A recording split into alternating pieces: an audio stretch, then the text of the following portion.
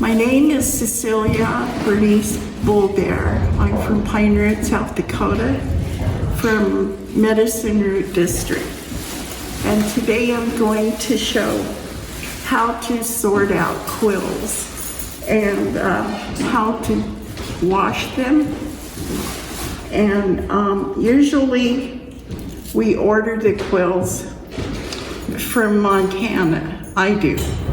And they come in a box, and today I'm going to show you how to take the hair off and sort out which ones we'll use and which ones we won't use.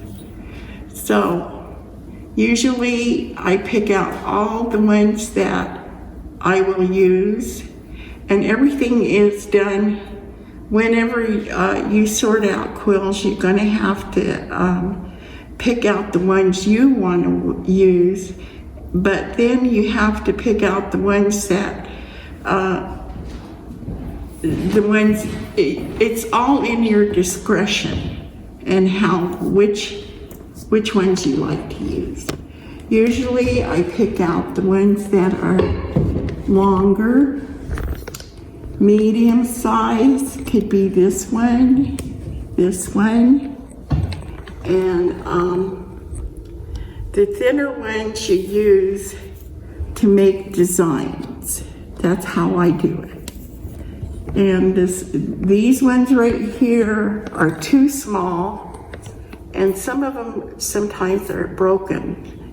So whenever they're too small, then you can't use them because you won't be able to wrap it around the bracelet that you might want to make, or the earrings that you may want to make. So, and you can use that one. And the little ones, you put everything that you want to use on the side. One side, and all the ones that you want to throw away will go to one side. And it's good to have a table that you can use, so you can push them, shove them around like that, and they'll be easier. And when you do this, it'll take a little while to do it at first. But then when you become that familiar with sorting out quills and using quills, it'll get faster. So what we'll do is we'll take all of the ones that we're going to use, the little ones too. I mean the thinner, long ones, and there's hair in them. So you push them to the side. And because the hair will, you always have to take the hair out. That one, this one here is too small. This one here you'll be able to use. This one we won't. And so the process is really, you have to have a lot of patience, and you'll be able to work with them.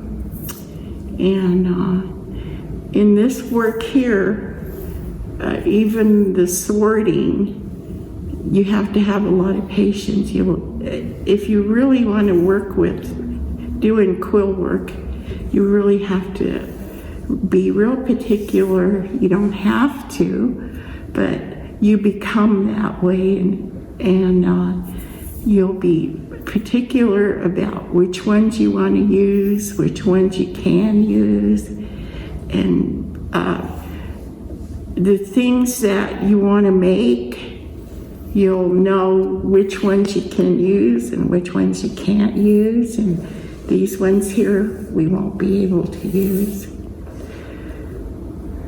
And sometimes you have these ones that are real thick. That one we'll put aside. This one we won't use. That one's a good one. These are all right here, depending on what you want to use. I think we're gonna start with a bracelet.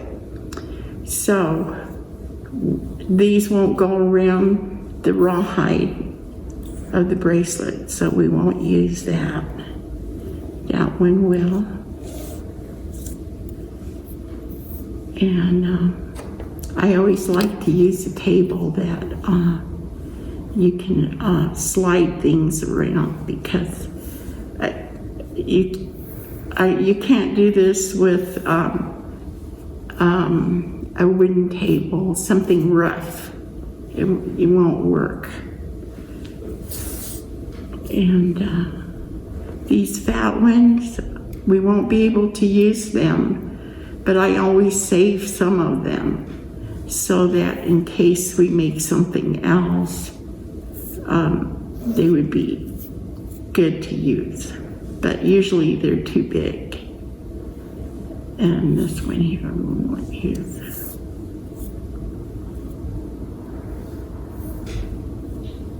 Could use that one. And when you're doing this, and it depends on what you're making. If you're making earrings, then you always want to use these sizes here. If you're making a bracelet, you want to make sure that they're long and not short. And you kind of have to think about, it's going to be, you have to have patience, even to make the things that you want to make. Maybe you have to do it kind of slow. And then after a while, when you begin to learn how to do quill work, then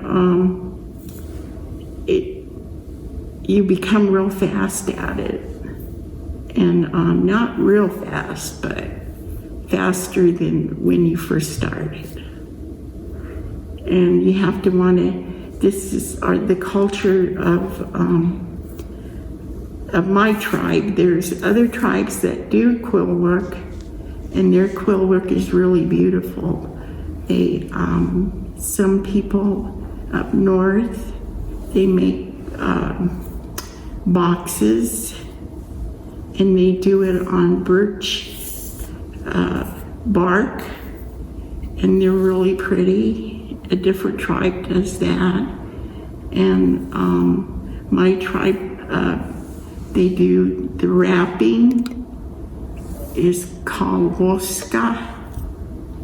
And then we also sew it onto the leather or the material, and that's called wipata.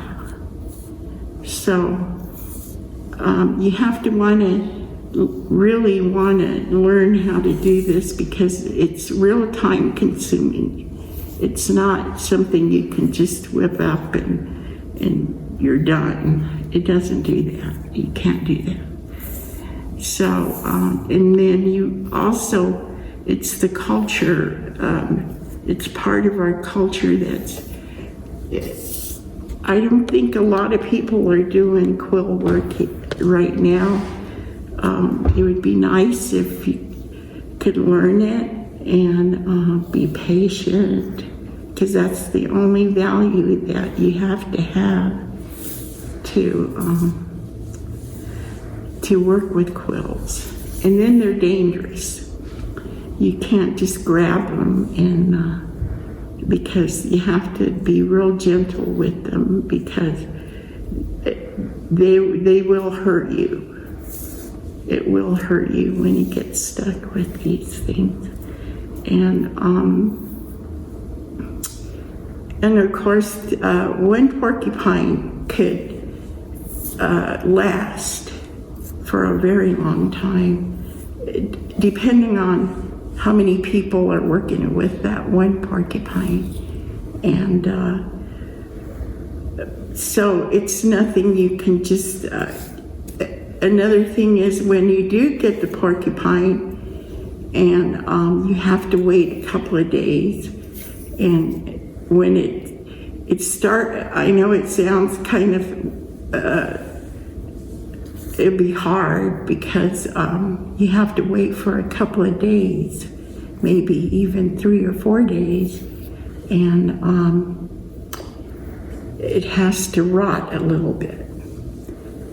And then the porcupines are easier to come out. You can pull them out. And now that this time and age, I use needle nose pliers, and when you grab them, you can't just grab them really hard, and they'll be easy to come out anyway, because then you'll break them. You'll break the porcupine quills. And because you want to learn how to do this, you have to think about, you have to enjoy what you do. Enjoy the porcupine quill work, because if you don't enjoy it, it won't be, it'd be too hard. You might think it'd be too hard. So I've been doing this for a long time, so for me it's like almost like I do it every day, at least some kind of way to make something. I do it every day, even though if I'm not finished with that, I still do a little bit at a time every day.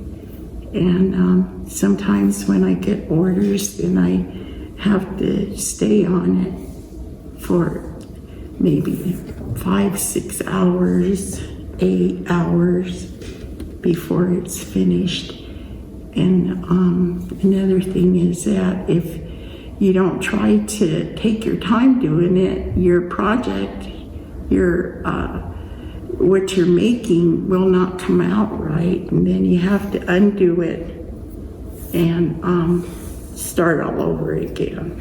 And you don't want to keep doing that, because then you get where you'll think it's too hard. So it's a time-consuming thing, no matter what kind of way you make porcupine quill work. Either it's going to be on leather or rawhide or looming. They also loom the porcupine quills. It depends on what they're making. Usually wrapping is, you can almost do it like, wrap it and then sew it on the leather. That's why I do the porcupine quill wrapping, because it's kind of like you can put it on the leather and it looks like you sewed it on the leather, and it looks nice. And when you sew it on the leather, that's pretty too, because people that sew it on the leather, they're really good at that.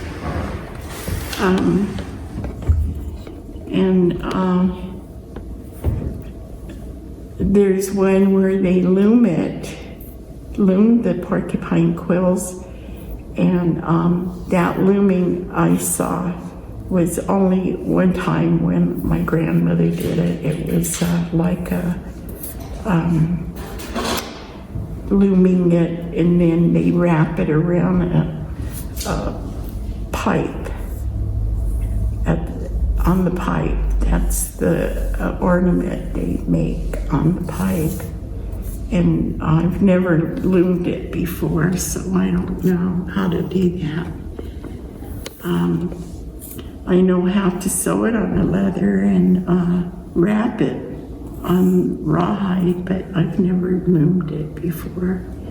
And as far as I know, there's 5 ways of porcupine quill work, and that includes that tribe that does it on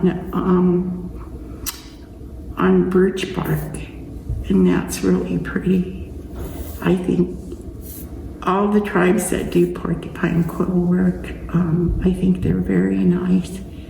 I admire them because it takes a lot of work to do this. And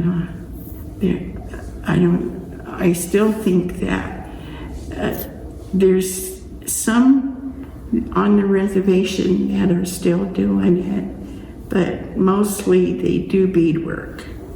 Beads are easier, and before the Europeans came, this is what we used. And I know a long time ago, we weren't as busy as we are today. Today, there's a lot of things we're adapting to, a different way of life. And I think that my life, my parents didn't bring me up to know this life. This life is different. And my life was different. And their life was different, so they taught me how to do the best I can, that they can, to teach me how to do these. But I didn't know that today I'm the only one in the Denver community that does porcupine quill work. I think I can say that safely, because I did meet people that say they do porcupine quill work, but I haven't seen their work, and they probably do, but I just never, I don't know, because I haven't seen their work. But like I say, I think my parents didn't bring me up to know this world as it is. Me, myself, I don't even know how to really work a computer, let alone try to do I kind of adapt to some of it, and some of it I don't, because and then if I'm on the computer for a while, I've noticed that then I don't finish my work with porcupine quill. and so I don't want to stay on the computer too long, but sometimes I get carried away and I'll be on there, but sometimes I think about my work, and I don't want to leave it, because I've done this since I was a little girl, and I think for me, I think that when I think about my grandmother and my aunts that did porcupine quill work, and my mother, I really think that there's something about it that if you enjoy doing it and you like it, and you like, as you work with it and you make your project, you begin to think about, oh, I want to make this and I want to make that, and you have to really enjoy thinking that whatever you're going to make and how you're going to make it. And sometimes what I do is I sketch it out. I sketch whatever I want to make out, and then I make my patterns from my sketches. And I've heard that there was times when somebody told me that we didn't know we didn't know how we made the designs, the way we make the geometrical design. Well, I think that we were smart enough to know how to do that. So they might not know that we were making geometrical designs all that time, and we didn't know. No one taught us how to do math, because it has to do a lot with math. And so I think that we were smart, we were smart enough to figure that out. But sometimes, people they don't think we're smart. How did we get that way? Well, I think we got that way knowing, we were knowing things. And when I make turtles or lizards for ceremonies, I have to figure out what kind of design I'm going to make there, what colors I'm going to use. And it's a good thing that we have, I can use sketches. I can sketch it out and then make a pattern out of it, and then make sure that my patterns are straight. And then to do it with quills is hard. Sometimes it's hard. Even now, I think sometimes when I do some of my quilt work, it's hard to do it. But I never get tired of it. And I learned that I don't think that once you're a quill worker, I don't think that you can leave. A real quill worker would not be able to leave their quills. There's something about them that keeps you coming back. And they use a little derogatory word for that, and it's very addictive. And I think sometimes maybe you are, and I don't think of it that way. I think it's not addictive, but you love your culture. You love to do your work. The work is hard, and it's not easy, but you don't get a lot of young people, they want to learn their culture. Well, this is the real culture. This is the one that you need to learn and keep the culture going, because the language, the culture is in the language. It's not, even now, they say, if you learn the language, and they have a lot of dictionaries to learn the language. Well, that's good for people that don't know the language, so they have to use a dictionary, and that's the way they're going to learn. Well, when you're a fluent speaker like me, the culture is in the language, and right now I've noticed that there are words and there's meanings that are different from what they're learning in the books. Sometimes I can't even read the language the way they have it interpreted, and then they have little marks on the top, and I don't know what that means, and I also noticed that in my language, where me and my sister and my cousins, when we talk, we're talking a whole different world from what the dictionary is saying, and the words are different. Our words are really different when we have a conversation, and I don't see those kind of words in a dictionary or in books, and I've just noticed that. I said, did you ever notice that we're talking different from the words in a book? And they said, yeah.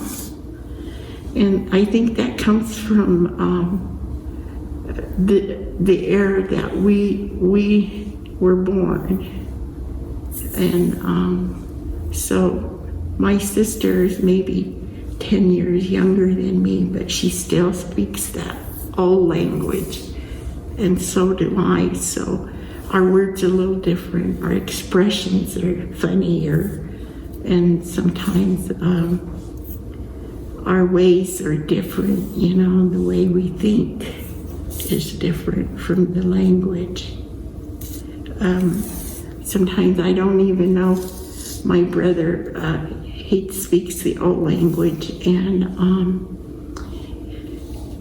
he says, yeah, we're talking different from the books, but those words are not gonna be, the words that you're talking is not gonna be here anymore. They're gonna learn from the books, because that's the only way they're gonna find out how to speak the language. But to speak the language is to be, is the culture. The language and the culture are connected together real closely, because if you speak the language fluently, you'll know you're going to be living in a whole different world. So the world is different even now. This world is so much different from where we came from. Okay, so usually I'm going to take these big ones and discard them, because, and that pile right there, after you pick what you want, the good ones that you're going to use, and these all together right here was one bunch. So by the time you finish sorting them out and throwing these away, you're going to have just a little bit. And that's just the way it is, because, and usually I'll put the ones that I don't want, I think it's better to put them in a sack, a paper sack, because when somebody picks them up, they won't get poked. Because the sack, for some reason, it doesn't go through the sack. It'll go through plastic. I mean, it won't go through this one, but it'll go through a plastic bag, and then somebody will get hurt. And so what I do is, when I discard the ones that I don't want, I put them in a sack and throw them, and put them in another plastic bag, and then throw them in the trash. Because imagine somebody picking the trash up and then get poked. That would be awful, because when these poke, it feels like a bee sting when they go in. And I've heard that they have, they're jagged at the ends. So sometimes if you poke too hard and you pull them out, you'll start bleeding. And so they're dangerous. And so that's why you have to pray over them, so that you could use them and hope that you don't get hurt from them. Great. After sorting the quills, we now move on to washing. Cecilia adds some Comet to the quills, puts the lid on, and then with some water shakes them up. Here she is straining them and then repeating the process with dish soap. So the Comet is great for this because it has a little bit of bleach in it to help clean. And then once we have those all clean and thoroughly rinsed, we are able to move on to the dyeing process.